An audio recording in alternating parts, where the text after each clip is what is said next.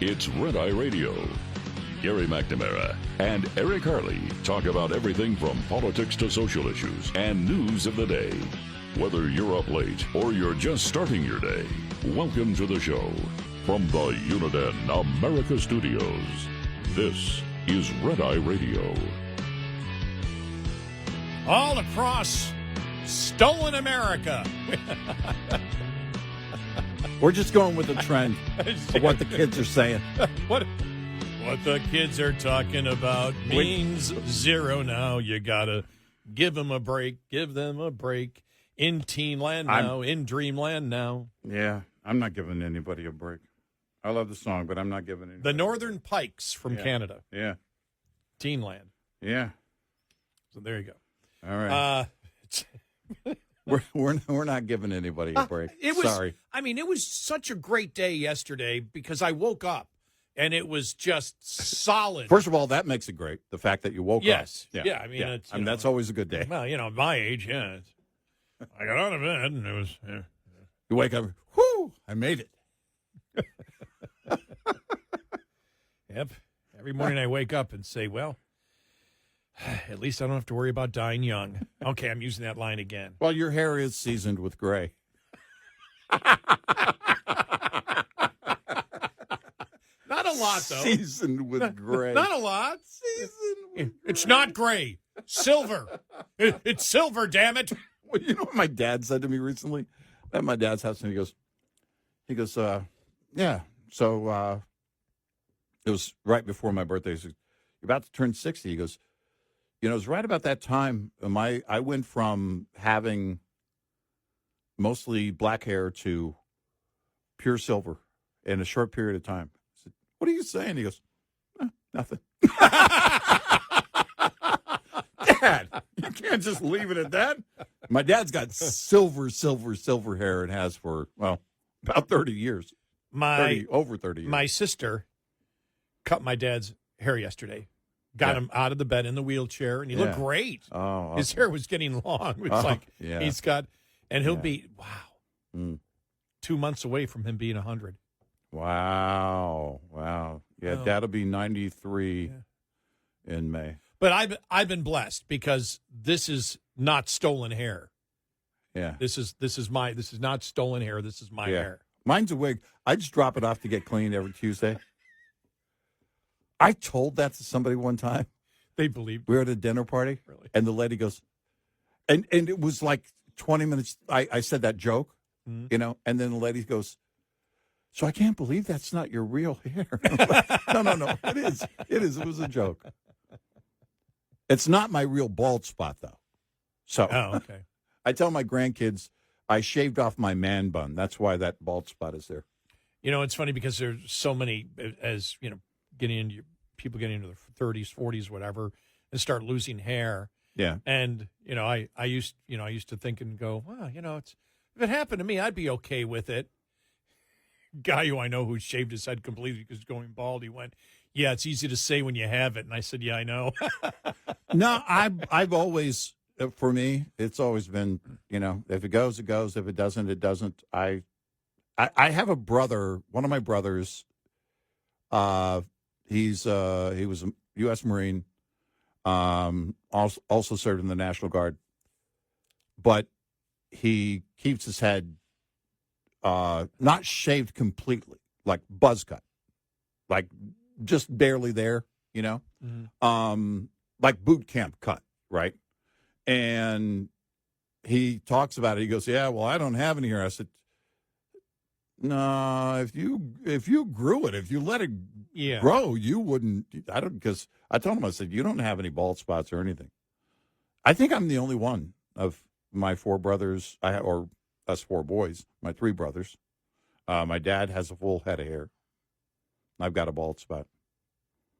So I didn't notice. Yeah. You're not standing behind me or above me. Well, that's the one thing as you get older. When you're younger, you worry about your appearance. You get older, you're like, I quit. What does it matter? I quit worrying about it when I had children, which was early. I was in my early 20s. And at that point, the vanity just kind of vanished. It was like, Oh, well, who cares? I mean, I found the love of my life, and she doesn't care. Well, she doesn't. She says she doesn't care. You know what it is? It's following the motto of AA. Yeah. Don't worry about things you have no control of. Yeah.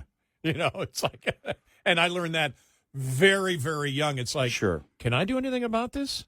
Well, actually, you can, but it would cost you $10 million to get yourself a pretty face. Then that's not in the realm of possibility. I follow the model of AAA, which is check your antifreeze. And that's all I worry about. So yeah, I mean, that's some of the great things about getting old. Number one, you just don't care what people think about you anymore.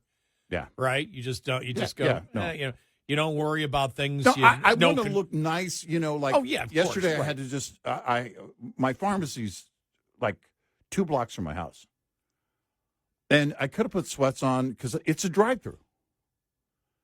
But I'm always of the mindset that something might happen and I might have to get out of my vehicle, right, for whatever reason. And I don't wear sweats. If the only time I do is if my wife and I are going, we go to this one park sometimes to go walking. If we're going to go exercise or something like that, I do. But if I'm out running errands, I'll get up and actually get dressed, brush my teeth, go through the whole thing, because I want to look presentable. The thing is, I don't want to scare people. I really don't want to scare the children. Okay. Well, then I agree with you on that. Because let me look at you. Yeah, I want to scare. Don't want to scare the children. Oh yeah, you could look, you could be awfully. I can. That's the problem. I can grow. I shaved before the show. Look at this. I can grow a beard during the show. You're embarrassingly frightening. Yeah. No, I am. No, what it is it's my head. It's so huge. It's almost mesmerizing. This is why I have a bald spot. It's not that I have less hair. It's I have more head. The skull is huge. So that's massive. That's one good thing where you just, you don't worry about, I don't care what people think of me anymore. It's like, what does it matter with all the billions of people that have come on this earth in the universe that we live in? Do I really care what anybody thinks of me? Yeah. Close friends, yes. People family, close friends, yeah. That's about it. And the other thing is, getting old, one of the best things is when I got older, and this was relatively young, because, man, Dad used to call me a BSer. Mm-hmm.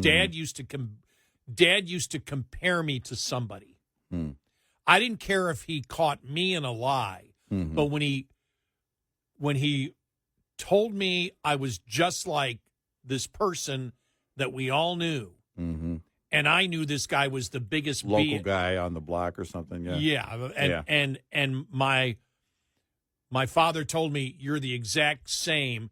For some reason, that hurt him comparing me. I felt shame because I laughed at this guy too, because it was so obvious when this guy would talk that he was a BSer. Yeah. But and I tell this to young people all the time, one of the greatest things ever is when you get to a particular age, you go, I don't have to lie, which really intrigues me that in politics, so many people are comfortable lying, because I wouldn't be. You know what's interesting? I think we've talked about this before, but it's not just that they're comfortable lying. The public accepts it. It's that the public, and many, if not most, know that they're lying, and they accept it. You and I have thought about the psychology behind that. Yeah, we have. Before, about, all right, is it that, well, wait a minute. Well, first of all, everybody lies. And if everybody lies, then, well, as long as they get away with their lie, then maybe I'll get away with my lie. Or is it that they just don't care enough? Or in some cases, we do know, because we've heard from callers. We heard from liberal callers during the Obama years.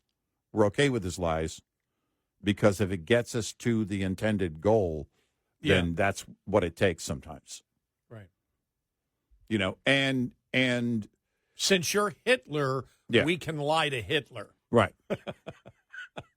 Well, no, there might have been some consequences lying to Hitler. Well, exactly. They're the entire equation is weird because,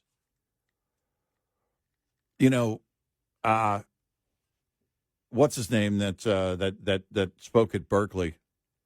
Robert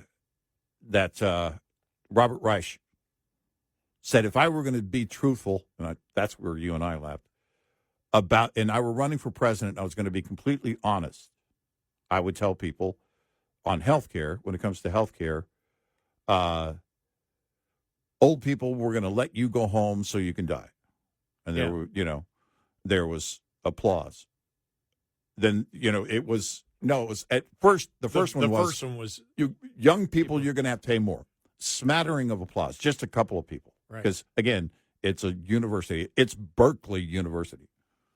And then old people, we're going to let you go home so you can die. Yeah, because I'm never going to get old. Yeah. And so it was. Wonder what he thinks today. I know. Yeah. And it's, again, even in that moment,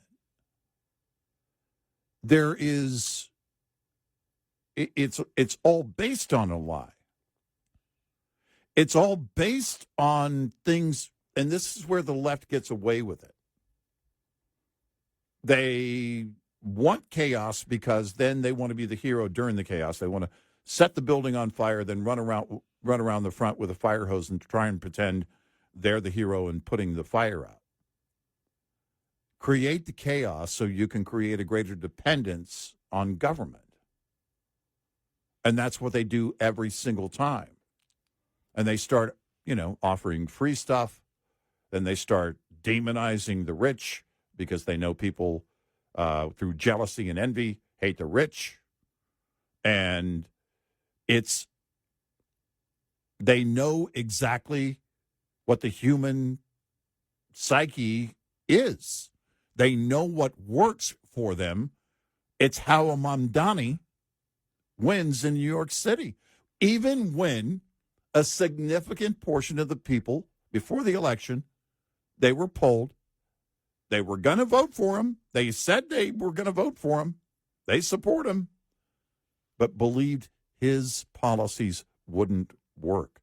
That's how bad it's gotten. That's how disconnected we've become, or the left has become, and people who vote for the left have become.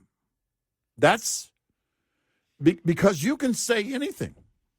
You can say anything. You and I said it, and we recently pretty much caught up with ourselves because we realized, oh, wait, we've been telling them to go big. If you're going to lie, just go big. Just lie.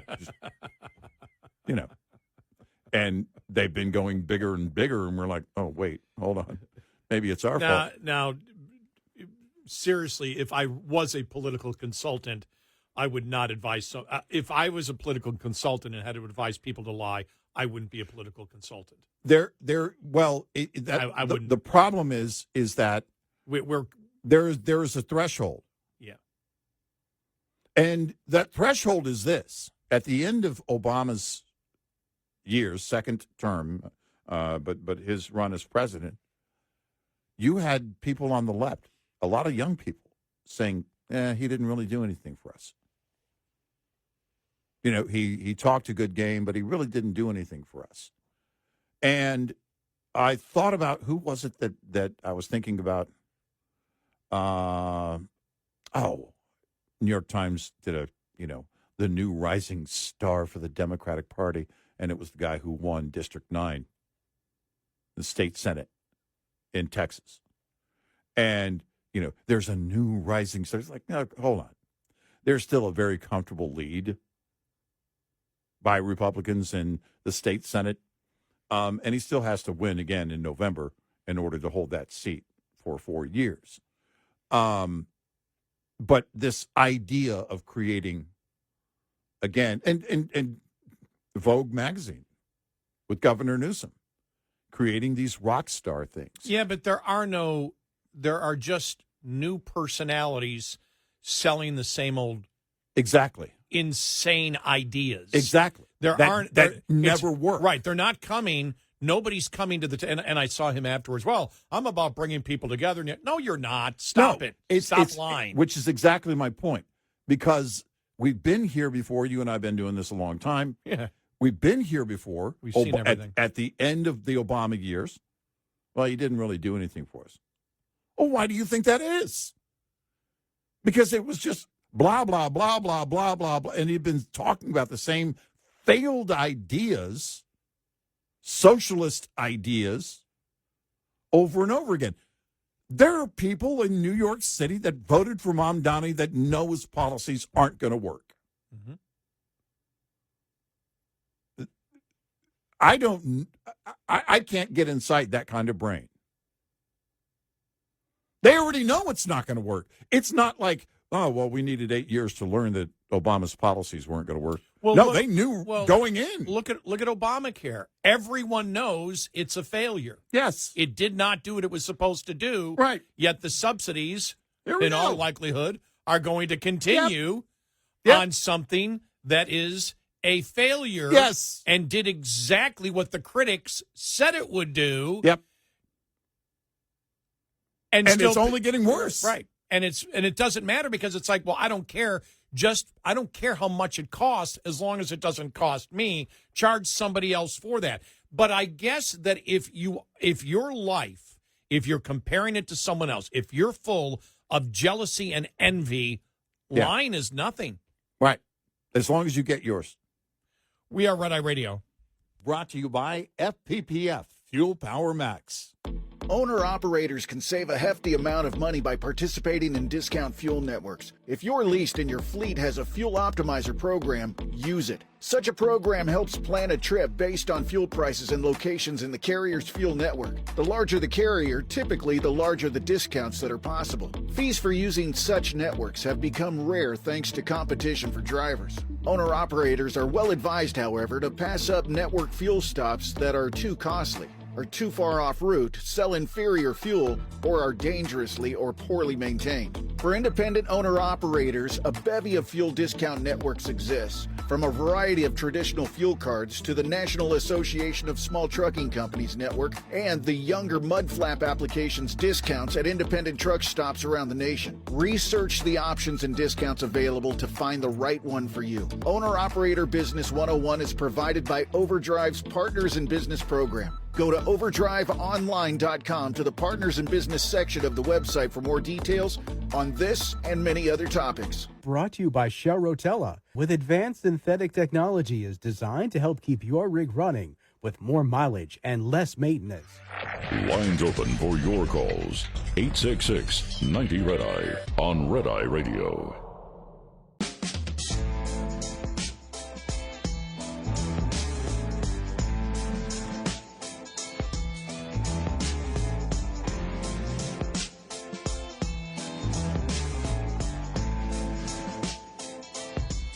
We are Red Eye Radio. He's Eric Harley, and I'm Gary McNamara.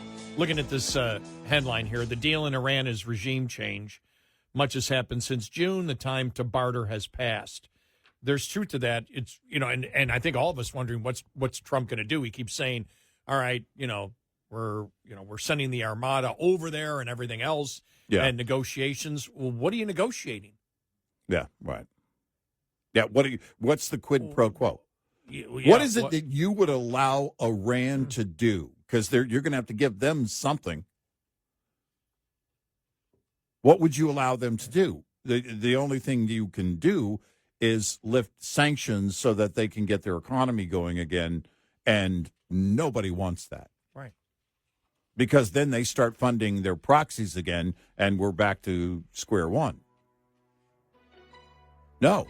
I don't know. I don't know what the negotiation would be, unless it's you're out. The supreme leader says, "Okay, I agree to leave."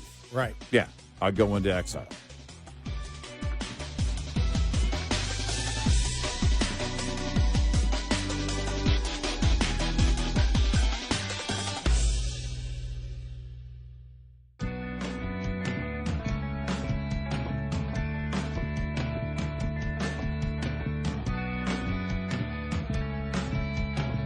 Catch Red Eye Radio live every night on the Red Eye Radio app, available in the App Store. Red Eye Radio. And he's Eric Harley, and I'm Gary McNamara. Good morning and welcome. Thanks for being here this morning. Download our Red Eye Radio app today and listen when you choose. Do it now. So just, thinking about the whole Iran thing, because time has passed by, and the president said if killing starts, and it has started, as we all know, thousands have been killed already. We're coming in. Now the president said he's open to negotiations, and the whole question is, on what? Right, yeah. And if the negotiation is you're out of power or you're dead, it's really not a negotiation. It's pretty much an ultimatum. Yeah. One of them is the ultimate ultimatum. Yes. Because what else would you do? Yeah, right. Anything else? If you say, oh, okay, well, you say that you're not going to be supporting these terrorist groups anymore if we reduce the sanctions against you and give you more money. This president can't do that. No. Obama could. Biden could. Trump can't do that. Yeah, Biden would and did. Yeah. And that's, really that's what it comes down to. You have to believe that is the ultimatum. Look, you can go live in Siberia with your family. Take whatever money you've got with you and go. And live in exile for the supreme leader. Because there is nothing else. You can't let them get back into the oil game. You just can't. That would be shocking to me if this president allows that to happen. Because the question would be, okay, but then what? Even if you could, you're not going to get access to their nuclear sites, right, to see if they're rebuilding. That's not going to happen. I don't know that you need it with today's technology and monitoring what they're doing. But that wouldn't work. If that's part of the deal, that wouldn't work. And you'll never know what they're doing on their proxies. You'll never know what they're doing with their proxies. You just won't. And you'll just be waiting for the inevitable if you're funding Iran. Because ultimately, while the economy for the people of Iran may improve just slightly, it would be just that. It would be just slightly. The money would be going for the regime to get back into the game of global terrorism. The incredible thing, as this heats up, oil prices lower than they were in June. Yeah. And I know if you're, I don't know, somebody who might be, what age would be the cutoff? 50 or 40? Maybe 40? You're like, what does that mean? If this would have happened in the 70s? Oh, yeah. Gasoline would have oil prices would have skyrocketed through the roof. Well, it's not, this isn't, as we all know. You want to know how you know it's not about oil? Look at oil prices. Yeah. It's that simple. But what are you in the what's the negotiations? What are you threatening the Ayatollah with? I mean, what's the military action going to be? We're not going to put massive troops on the ground. We're not going to knock out their grid. No. We're not going to punish the Iranian people. No. That's not the goal here. No. The goal is the only goal that you can have. You're not going to have boots on the ground. I mean, to any great extent. Right. Yeah. I mean, special forces, maybe. In all likelihood, yes. CIA on the ground, covertly, absolutely. Yeah. Oh, yeah. But you're not going to destroy the infrastructure. You're not going to destroy what drives the economy for the people, because the whole goal is not to punish the people, but to do what? Get rid of the regime. You can't trust them on any deal that you make. No. So what is the goal has to be targeted. When they talk about a, armada, I'm like, is it just propaganda throwing at them so they don't know what we're going to do? We've done that already, and quite successfully in Venezuela and Iran already. Yeah. We've had faked one way and done something else, which I have to give a lot of credit, to Hegseth and the Joint Chiefs for everything that they have done. We know that they can do. Not only do we know that we can do precise missions, they know it. Yeah, right. The Ayatollah knows they're aware of what we can do. And combined with Israel, and also, the potential of the Abraham Accord being expanded, what's going on in that, with other nations. Iran is in a losing position all the way around. You do have the leverage over Iran, but you still can't ever get to a point of allowing the regime to get back into the oil game, because they're only going to use it to fund their proxies and the expansion of their, or rebuilding of their nuke ability. And so the only answer is the supreme leader being gone, living in exile, and that would be your negotiation. You can live in exile, or you can die. Or you and there, how many other people are we talking about? 1,000? The loyalists, mullahs, and the. I mean, what are you talking about? I mean, now that would be a negotiation. Yeah, because I believe, again, I don't have the ability of having all the CIA data in front of me here, but I think most people would agree, most experts would agree, it would be better to get them to leave and put in a transition government to then move forward to the form of democracy that the Iranian people want, and have them leave, than it would be to kill all the leaders. Yeah. Right. Yes. Because we have the ability, that would be more desirable. Right. Yes. We have the ability to kill all the leaders. Right. But what is best for the country of Iran? And therefore, what's best for the world and for the United States? Right. Because if you can do that, if you can pull that off, oh man, as you mentioned, the Abraham Accords, Saudi Arabia with Israel, all of a sudden everything has changed in the Middle East. Yeah. Everything. Yeah.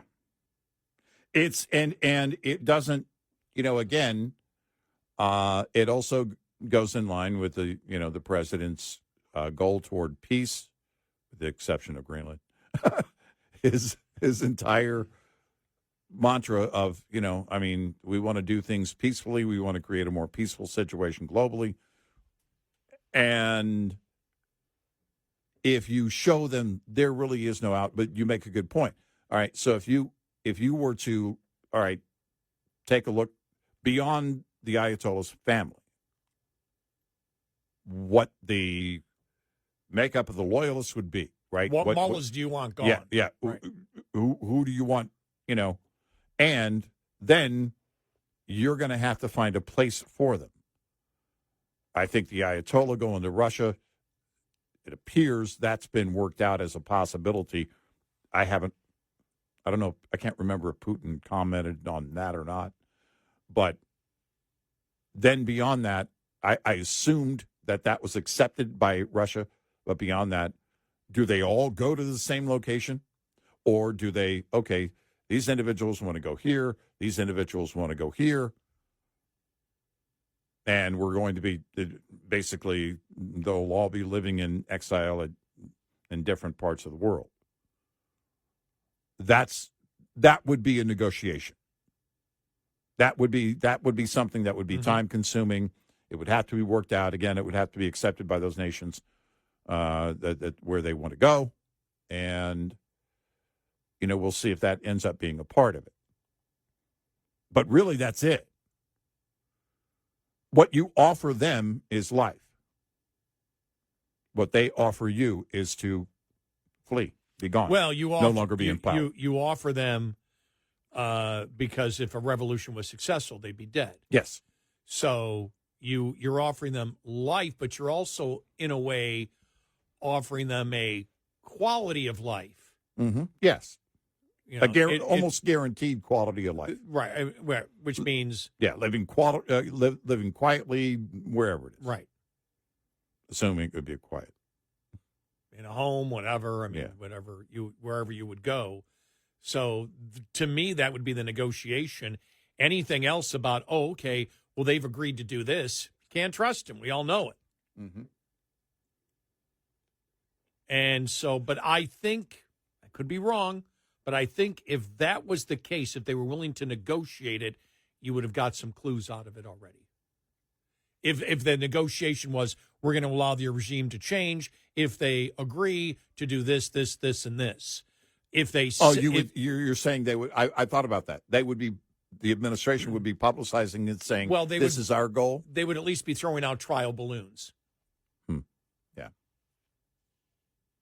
You know, you said this in our pre-show meeting, and we didn't expand on it much, but you said the president seems to be riding the fine line and everything that may be a weakness to him for November over the last 3 weeks. He appears to be pulling back into a safety zone. Yeah. On all fronts. I think the deal with India yesterday announced doing a number of things here that have been, okay, we got this deal, we got this deal, we got this deal, and you announce that, you get everything in order. We're going to get the shutdown taken care of. We're going to get this all taken care of and done. And come on, GOP, we want everybody to play, nicely, and we don't want to shut down. And all of that is... also the one other thing. Any of these blue states that if you have riots and you need help, and remember last year there was federal help in Los Angeles, right? And the police chief, I believe, said we couldn't have done this without the federal help. Right. He said if you're having riots, you have to ask us to come in. Right. And he said you have to say please. Yeah, I was you must say please. I was like, you should have gone one step further. Pretty please. Yeah. But you have to say please. Otherwise, you don't want us, you take care of your own thing. But if you need us, ask for us and say please. Right. But that's basically saying, hey, we have no interest. We have a lot less interest. If you're going to allow the riots, then deal with it. I can almost guarantee you these are internals coming back either to House and Senate leadership or to the White House directly. The internals are coming back going, you need to clear these things up. Make them not an issue and move on. We are Red Eye Radio. We'll be right back with more Red Eye Radio with Eric Harley and Gary McNamara.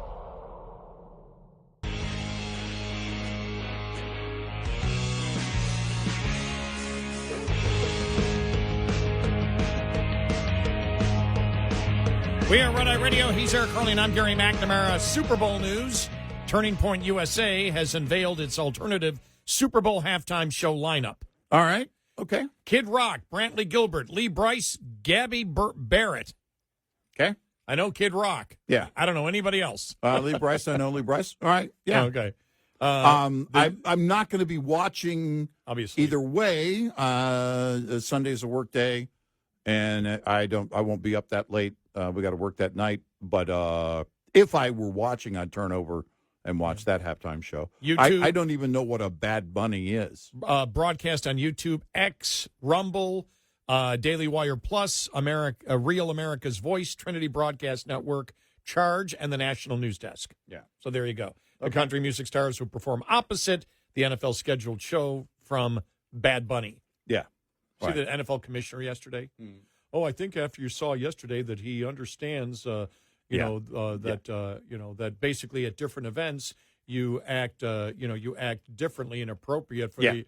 I'm like, shut up. I thought to myself, Goodell, you have no idea. You have no idea. God, stand him. You have no idea. I can't stand him as a commissioner, and he's from the Buffalo area, too. You know? Well, and it's as if he thinks he's going to control what happens in that moment. Yeah. Once the show is on, you're not going to have any control over what he says or anything like that. It may end up being a Jim Morrison moment. I just hope he doesn't have a wardrobe malfunction. That wouldn't be good. God help us.